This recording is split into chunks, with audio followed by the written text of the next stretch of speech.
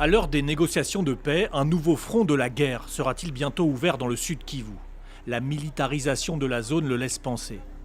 Sur cette vidéo amateur, des soldats de l'armée régulière, les FARDC, montent dans un bateau à Kalemi pour rejoindre Uvira par le lac Tanganyika, c'était vendredi dernier. Ils reviennent dans la zone qu'ils avaient fui en février dernier.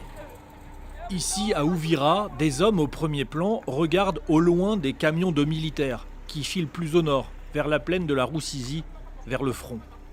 Selon des sources, ces soldats FARDC s'installent à la fois sur les collines qui entourent la ville, puis plus près du front, plus au nord, vers Kamanyola, cité charnière. La ville d'Uvira est aujourd'hui tenue par l'armée régulière congolaise et les Wazalendo, leurs supplétifs que voici.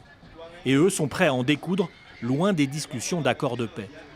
L'armée congolaise, c'est une armée qui est là pour garder sa population. Ensemble, nous allons faire des opérations conjointes pour chasser l'ennemi à Bukavu. Ça, ce n'est pas une menace, mais plutôt, ces militaires qui nous arrivent, ce sont des hommes qui sont venus à la protection de la population d'Ouvira, qui sont venus renforcer les Ozalendo, afin que la paix se rétablisse davantage.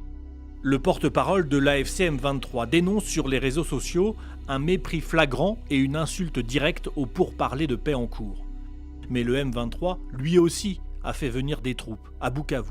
Cette photo est prise par un habitant. On y voit des dizaines de soldats au port de Bukavu, arrivés de Goma par le lac Kivu.